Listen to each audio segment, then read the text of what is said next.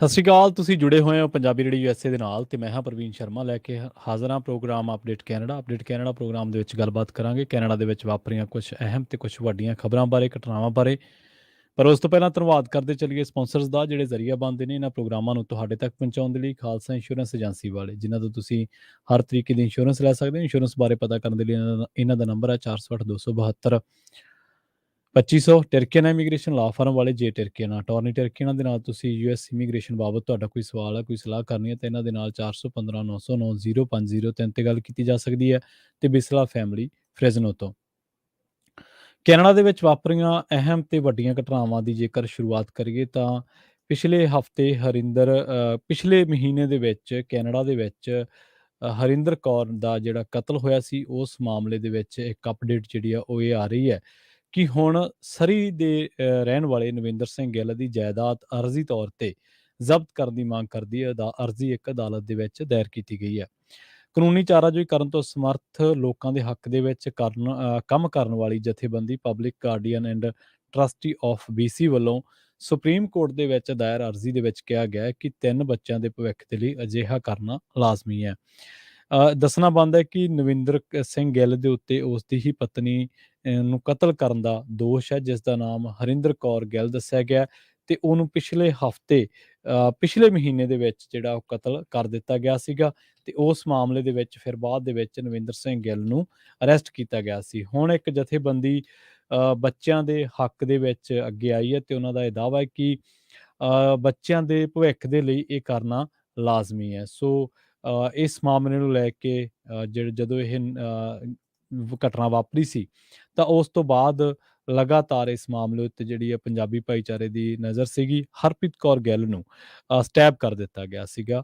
ਇਹ ਜਿਹੜੀ ਘਟਨਾ ਉਹ ਦਸੰਬਰ ਮਹੀਨੇ ਦੇ ਵਿੱਚ ਵਾਪਰੀ ਸੀਗੀ, ਜਦੋਂ ਸਰੀ RCMP ਨੂੰ ਇੱਕ ਘਰ ਦੇ ਵਿੱਚ ਸੱਦਿਆ ਗਿਆ ਸੀਗਾ, ਜਿਹੜਾ ਕਿ ਪੈਂਦਾ 12700 ਬਲਾਕ ਆਫ 66 ਐਵਨਿਊ ਦੇ ਲਾਗੇ। ਉੱਥੇ ਦੱਸਿਆ ਗਿਆ ਸੀਗਾ ਕਿ ਇੱਕ ਔਰਤ ਜ਼ਖਮੀ ਹਾਲਤ ਦੇ ਵਿੱਚ ਮਿਲਦੀ ਹੈ, 40 ਸਾਲ ਜਿਹਦੀ ਉਮਰ ਹੈ ਤੇ ਇਹਦੀ ਹਾਲਤ ਜਿਹੜੀ ਸੀ ਕ੍ਰਿਟੀਕਲੀ ਸੀ। ਇਸ ਨੂੰ ਮਲਟੀਪਲ ਸਟੈਬ ਕੀਤਾ ਗਿਆ ਸੀ, ਯਾਨੀ ਕਿ ਕਈ ਵਾਰ ਇਹਨੂੰ ਚਾਕੂ ਮਾਰੇ ਗਏ ਸੀਗੇ। ਉਸ ਤੋਂ ਬਾਅਦ ਜਦੋਂ ਇੰਟੀਗ੍ਰੇਟਿਡ ਹੋਮਿਸਾਈਡ ਇਨਵੈਸਟੀਗੇਸ਼ਨ ਟੀਮ ਨੇ ਇਸ ਮਾਮਲੇ ਦੀ ਜਾਂਚ ਕੀਤੀ ਸੀਗੀ ਤਾਂ ਨਵਿੰਦਰ ਸਿੰਘ ਗਿੱਲ ਨੂੰ ਇਸ ਮਾਮਲੇ ਦੇ ਵਿੱਚ ਚਾਰਜ ਕੀਤਾ ਗਿਆ ਸੀਗਾ। ਤੇ ਹੁਣ ਇੱਕ ਜਥੇਬੰਦੀ ਜਾਂ ਕਹਿ ਲਓ ਕਿ ਇੱਕ ਸੰਸਥਾ ਜਿਹਦਾ ਨਾਮ ਹੈ public guardian trustee of BC, ਉਹਦੇ ਵੱਲੋਂ ਸੁਪਰੀਮ ਕੋਰਟ ਦੇ ਵਿੱਚ ਇੱਕ ਅਰਜ਼ੀ ਦਾਇਰ ਕੀਤੀ ਗਈ ਹੈ, ਜਿਹਦੇ ਵਿੱਚ ਇਹ ਕਿਹਾ ਗਿਆ ਹੈ ਕਿ ਨਵਿੰਦਰ ਸਿੰਘ ਗਿੱਲ, ਜਿਸ ਦੇ ਉੱਤੇ ਕਤਲ ਦੇ ਦੋਸ਼ ਲੱਗੇ ਨੇ, ਉਸ ਦੀ ਜਿਹੜੀ ਜਾਇਦਾਦ ਆ ਆਰਜ਼ੀ ਤੌਰ ਤੇ ਜ਼ਬਤ ਕਰਨ ਦੀ ਜਿਹੜੀ ਮੰਗ ਆ ਉਹ ਕੀਤੀ ਗਈ ਹੈ। ਸੋ ਅਗਲੀ ਖਬਰ ਦੇ ਵੱਲ ਵਧਦੇ ਹਾਂ। ਖਬਰ ਆ ਰਹੀ ਹੈ ਫੈਡਰਲ ਸਿਹਤ ਮੰਤਰੀ ਯੀਨ ਜ਼ਵੇਸ ਡਕਲਸ ਦੇ ਹਵਾਲੇ ਵੱਲੋਂ।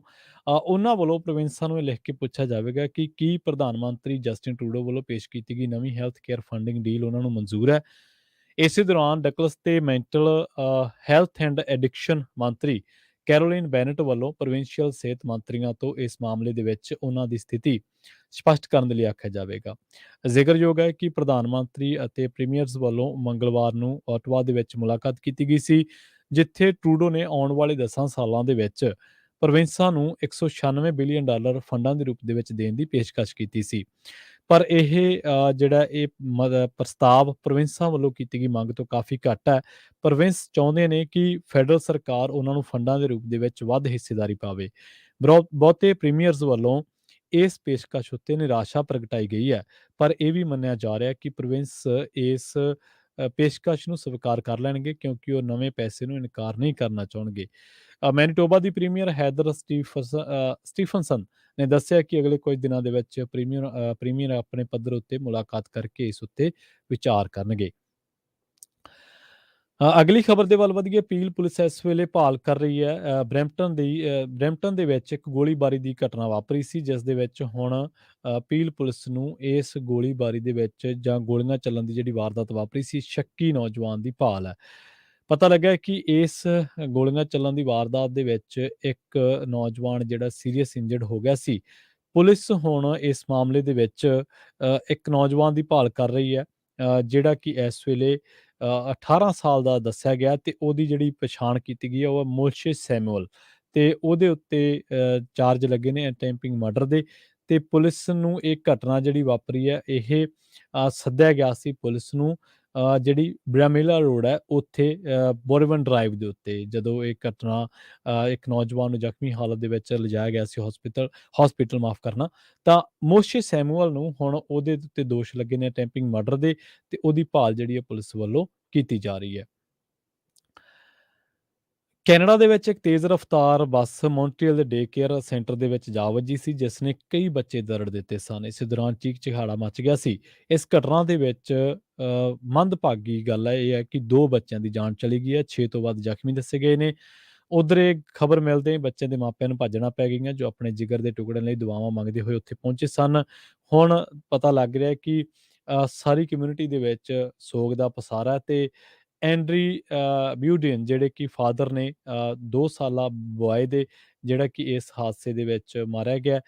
ਤੇ ਇਹਦੇ ਨਾਲ ਹੀ ਹੋਰ ਜਿਹੜੇ ਵੀ ਲੋਕ ਉੱਥੇ ਪਹੁੰਚੇ ਨੇ, ਤਾਂ ਉਹਨਾਂ ਨੇ ਕਿਹਾ ਕਿ ਇਹ ਜਿਹੜਾ ਬੜਾ ਦਰਦਨਾਕ ਸੜਕ ਹਾਦਸਾ ਵਾਪਰਿਆ, ਤੇ ਪਤਾ ਲੱਗਿਆ ਕਿ ਹੁਣ ਪ੍ਰੀਮੀਅਰ ਵੀ ਇਹਨਾਂ ਪਰਿਵਾਰਾਂ ਦੇ ਨਾਲ ਪਹੁੰਚ ਕੇ ਛੇਤੀ ਤੋਂ ਛੇਤੀ ਗੱਲਬਾਤ ਕਰਨਗੇ, ਦੁੱਖ ਵੰਡਾਉਣਗੇ।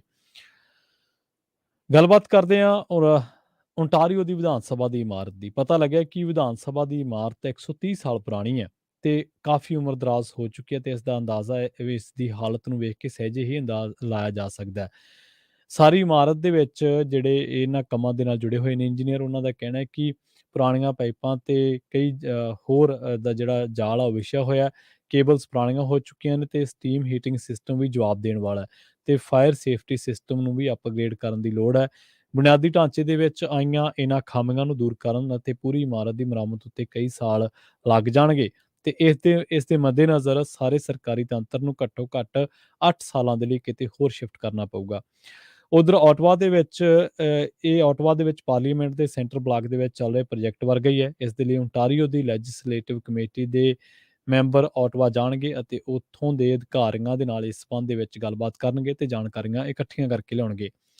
ਲੈਜਿਸਲੇਟਿਵ ਮਾਮਲਿਆਂ ਦੇ ਬਾਰੇ ਮੰਤਰੀ ਨੇ ਪਾਲ ਕੈਲੰਡਰਾ, ਉਹਨਾਂ ਨੇ ਆਖਿਆ ਕਿ ਓਂਟਾਰੀਓ ਵਿਧਾਨ ਸਭਾ ਦੇ ਵਿੱਚ ਕੀ ਕੰਮ ਕਰਵਾਉਣ ਵਾਲਾ ਹੈ ਤੇ ਕਿੰਨੇ ਕੁ ਚਿਰ 'ਚ ਇਹ ਹੋਊਗਾ ਤੇ ਇਹਦੇ ਤੇ ਕੀ ਖਰਚਾ ਹੋਊਗਾ। ਇਸ ਬਾਰੇ ਰਿਪੋਰਟ ਜਲਦੀ ਹੀ ਆਉਣ ਵਾਲੀ ਹੈ ਤੇ ਕੰਮ ਬਿਲਕੁਲ ਵੀ ਸਸਤਾ ਨਹੀਂ ਹੋਊਗਾ। ਇੱਕ ਇੰਟਰਵਿਊ ਦੇ ਵਿੱਚ ਉਹਨਾਂ ਆਖਿਆ ਕਿ ਇਸ ਕੰਮ ਉੱਤੇ ਘੱਟੋ-ਘੱਟ $1 ਬਿਲੀਅਨ ਦਾ ਖਰਚਾ ਆਉਣ ਦੀ ਜਿਹੜੀ ਲਾਗਤ ਆਉਣ ਦੇ ਜਿਹੜੇ ਅਸੈਸਮੈਂਟ ਹੈ ਜਾਂ ਕਹਿ ਲਈਏ ਕਿ ਐਸਟੀਮੇਟ ਆ, ਉਹਦਾ ਅਸੀਂ ਅੰਦਾਜ਼ਾ ਲਾਇਆ। ਕੁਈਨ ਪਾਰਕ ਦੀ ਇਸ ਇਮਾਰਤ ਦੀ ਮੁਰੰਮਤ ਬਲਾਕ ਦਰ ਬਲਾਕ ਕਰਨ ਦੇ ਬਦਲ ਉੱਤੇ ਵੀ ਵਿਚਾਰ ਕੀਤਾ ਗਿਆ ਸੀ, ਪਰ ਕੈਲੰਡਰਾਂ ਨੇ ਆਖਿਆ ਕਿ ਇਹ ਸੰਭਵ ਨਹੀਂ ਹੈ, ਕਿਉਂਕਿ ਇਸ ਤਰ੍ਹਾਂ ਸਾਰੀ ਵਿਧਾਨ ਸਭਾ ਇੱਕੋ ਸਮੇਂ ਕੰਮ ਕਰਦੀ ਨਹੀਂ ਰਹਿ ਸਕਦੀ। ਇਸੇ ਦੌਰਾਨ ਸਪੀਕਰ ਟੈਡ ਆਰਨੌਟ ਨੇ ਆਖਿਆ ਕਿ ਸਾਰੀ ਅਸੈਂਬਲੀ ਨੂੰ ਇੱਕ ਵਾਰੀ ਕਿਤੇ ਹੋਰ ਸ਼ਿਫਟ ਕਰਨ ਦੇ ਨਾਲ ਘੱਟ ਅੜਿੱਕੇ ਪੈਣਗੇ ਅਤੇ ਇਸ ਤੇ ਖਰਚਾ ਵੀ ਘੱਟ ਆਊਗਾ। ਰੁੱਖ ਕਰਦੇ ਹਾਂ ਵੈਨਕੂਵਰ ਦੇ ਵਿੱਚ ਇੱਕ ਮਰਦ ਤੇ ਇੱਕ ਔਰਤ ਦੀ ਲਾਸ਼ ਮਿਲੀ ਹੈ ਇੱਕ ਘਰ ਦੇ ਵਿੱਚੋਂ, ਜਦੋਂ ਕਿ ਇਸ ਘਰ ਦੇ ਵਿੱਚ ਭਿਆਨਕ ਅੱਗ ਲੱਗ ਗਈ ਸੀ। District of North Vancouver fire services ਦੇ ਅਧਿਕਾਰੀਆਂ ਨੇ ਦੱਸਿਆ ਕਿ ਇੱਕ ਘਰ ਦੇ ਵਿੱਚ ਬਹੁਤ ਭਿਆਨਕ ਅੱਗ ਲੱਗਣ ਤੋਂ ਬਾਅਦ ਜਿਹੜਾ ਇਹ ਘਰ ਪੈਂਦਾ ਡੈਲਬਰੁਕ ਐਵੀਨਿਊ ਨੀਅਰ ਗ੍ਰੈਂਡਾ ਕ੍ਰੀਜ਼ੈਂਟ ਅਰਾਊਂਡ, ਜਿਹੜਾ ਉੱਥੇ ਪੈਂਦਾ, ਤੇ 3 ਵਜੇ ਸਵੇਰੇ ਇਹਦੇ ਬਾਰੇ ਫਾਇਰ ਸਰਵਿਸਿਜ਼ ਨੂੰ ਸੱਦਿਆ ਗਿਆ ਸੀ, ਦੱਸਿਆ ਗਿਆ ਸੀ। ਉਸ ਤੋਂ ਬਾਅਦ ਫਾਇਰ ਸਰਵਿਸਿਜ਼ ਦਾ ਕਰਿਊ ਪਹੁੰਚਿਆ ਸੀ, ਵੱਡੀ ਗਿਣਤੀ ਦੇ ਵਿੱਚ ਫਾਇਰ ਫਾਈਟਰਸ ਵੀ ਪਹੁੰਚੇ ਸਨ ਤੇ ਉਹਨਾਂ ਨੂੰ ਕਈ ਮਿੰਟ ਲੱਗੇ, ਇਹ ਕਈ ਮਿੰਟ ਨਹੀਂ ਕਈ ਘੰਟੇ ਲੱਗੇ ਇਸ ਅੱਗ ਤੇ ਮਸ਼ੱਕਤ ਪਾਉਣ ਤੋਂ ਬਾਅਦ, ਪਰ ਬਾਅਦ ਦੇ ਵਿੱਚ ਜਦੋਂ ਉਹਨਾਂ ਨੇ ਕਿਹਾ ਕਿ 2 ਜਾਣੇ ਘਰ ਦੇ ਵਿੱਚੋਂ ਲਾਸ਼ਾਂ 2 ਮਿਲੀਆਂ, ਜਿਹੜੇ ਕਿ ਬਾਹਰ ਨਿਕਲਣ ਦੇ ਵਿੱਚ ਇਸ ਅੱਗ ਲੱਗਣ ਤੋਂ ਬਾਅਦ ਕਾਮਯਾਬ ਨਹੀਂ ਹੋ ਸਕੇ ਤੇ ਉਹਨਾਂ ਦੀ ਜਾਨ ਚਲੀ ਗਈ। ਇਸੇ ਤਰ੍ਹਾਂ ਦੀ ਇੱਕ ਖਬਰ ਟੋਰਾਂਟੋ ਤੋਂ ਆ ਰਹੀ ਹੈ। ਲੈਜਲੀਵਿਲ ਇਲਾਕੇ ਦੇ ਵਿੱਚ ਇੱਕ ਰਿਹਾਇਸ਼ੀ ਇਮਾਰਤ ਦੇ ਵਿੱਚ ਅੱਗ ਲੱਗ ਗਈ ਸੀ ਤੇ 2 ਜਣਿਆਂ ਦੀ ਹਾਲਤ ਗੰਭੀਰ ਦੱਸੀ ਗਈ ਹੈ ਤੇ ਉਹਨਾਂ ਨੂੰ ਹਸਪਤਾਲ ਦੇ ਵਿੱਚ ਭਰਤੀ ਕਰਵਾਇਆ ਗਿਆ।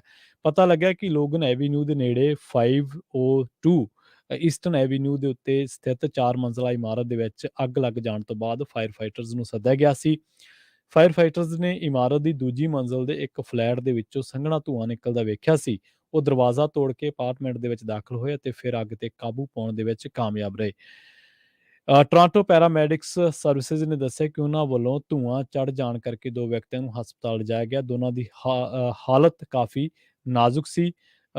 ਉਸ ਤੋਂ ਬਾਅਦ ਹੁਣ ਫਾਇਰ ਫਾਈਟਰਸ ਮੌਕੇ ਦੇ ਉੱਤੇ ਰਹਿ ਕੇ ਸਥਿਤੀ ਦਾ ਮੁਆਇਨਾ ਕਰ ਰਹੇ ਨੇ ਕਿ ਅੱਗ ਦੇ ਉੱਤੇ ਪੂਰੀ ਤਰ੍ਹਾਂ ਦੇ ਨਾਲ ਕਿਵੇਂ ਕਾਬੂ ਕਿਵੇਂ ਪਾਇਆ ਜਾ ਸਕੇ, ਤੇ ਅਜੇ ਸਪਸ਼ਟ ਨਹੀਂ ਹੋ ਸਕਿਆ ਕਿ ਅੱਗ ਲੱਗੀ ਕਿਵੇਂ ਹੈ। ਸੋ ਅਗਲੀ ਖਬਰ ਦੇ ਵੱਲ ਵਧੀਏ। ਟੋਰਾਂਟੋ ਦੇ ਹਾਈ ਸਕੂਲ ਦੇ ਵਿੱਚ ਇੱਕਦਮ ਬੱਚਿਆਂ ਦੀ ਹਾਲਤ ਖਰਾਬ ਹੋਣ ਲੱਗੀ ਸੀ ਤੇ ਇਸ ਤੋਂ ਬਾਅਦ ਸਕੂਲ ਦੇ ਵਿੱਚ ਭਾਜੜ ਪੈ ਗਈ ਸੀ। ਪਤਾ ਲੱਗਿਆ ਹੈ ਕਿ ਬਲੂਅਰ ਕਾਲਜੀਏਟ ਇੰਸਟੀਚਿਊਟ ਦੇ ਸੈਂਟਰਲ ਟੈਕਨੀਕਲ ਸਕੂਲ ਦੇ ਵਿਦਿਆਰਥੀਆਂ ਨੂੰ ਇੱਕ ਪੈਪਰ ਸਪਰੇਅ ਚੜ੍ਹ ਜਾਣ ਕਰਕੇ ਹਵਾ ਗੰਧਲੀ ਹੋ ਗਈ ਸੀ ਤੇ ਉਸ ਤੋਂ ਬਾਅਦ ਸਕੂਲ ਨੂੰ ਖਾਲੀ ਕਰਵਾ ਲਿਆ ਗਿਆ। ਇਹਦੇ ਵਿੱਚ ਵਿਦਿਆਰਥੀਆਂ ਦੇ ਮਾਪਿਆਂ ਨੂੰ ਲਿਖੇ ਪੱਤਰ ਦੇ ਵਿੱਚ ਟੋਰਾਂਟੋ ਸਕੂਲ ਬੋਰਡ ਵੱਲੋਂ ਇਹ ਆਖਿਆ ਗਿਆ ਹੈ ਕਿ ਸਕੂਲ ਦੀ ਇਮਾਰਤ ਦੇ ਉੱਤਰ ਵੱਲ ਤੀਜੀ ਮੰਜ਼ਿਲ ਉੱਤੇ ਹਵਾ ਦੇ ਵਿੱਚ ਕਿਸੇ ਚੀਜ਼ ਦੇ ਮਿਲ ਜਾਣ ਕਰਕੇ ਕਈ ਵਿਦਿਆਰਥੀਆਂ ਨੂੰ ਅਚਾਨਕ ਖੰਘ ਆਉਣ ਲੱਗ ਪਈ ਸੀ ਅਤੇ ਕਈਆਂ ਦੀਆਂ ਅੱਖਾਂ ਦੇ ਵਿੱਚੋਂ ਪਾਣੀ ਨਿਕਲਣ ਲੱਗ ਪਿਆ ਸੀ। ਅਤਿਆਤਣ ਦੇ ਤੌਰ ਤੇ ਦੁਪਹਿਰੇ ਇਮਾਰਤ ਨੂੰ ਖਾਲੀ ਕਰਵਾ ਲਿਆ ਗਿਆ। ਬਲੂ ਆਰ-ਸੀ-ਆਈ ਦੇ ਵਿਦਿਆਰਥੀਆਂ ਨੂੰ ਆਰਜ਼ੀ ਤੌਰ ਤੇ ਸੈਂਟਰਲ ਟੈਕਨੀਕਲ ਸਕੂਲ ਦੇ ਵਿੱਚ ਸ਼ਿਫਟ ਕੀਤਾ ਗਿਆ ਕਿਉਂਕਿ ਉੱਥੇ ਉਹਨਾਂ ਦੇ ਲਈ ਨਵੀਂ ਇਮਾਰਤ ਤਿਆਰ ਹੋ ਰਹੀ ਹੈ। ਉਸ ਤੋਂ ਬਾਅਦ ਜਦੋਂ ਹਵਾ ਦੇ ਵਿੱਚ ਸੁਧਾਰ ਹੋਇਆ ਤਾਂ ਫਿਰ ਦੁਪਹਿਰੇ ਜਿਹੜੇ ਵਿਦਿਆਰਥੀ ਆ ਉਹ 3:30 ਵਜੇ ਤੋਂ ਬਾਅਦ ਕਲਾਸਾਂ ਦੇ ਵਿੱਚ ਪਰਤੇ ਸਨ।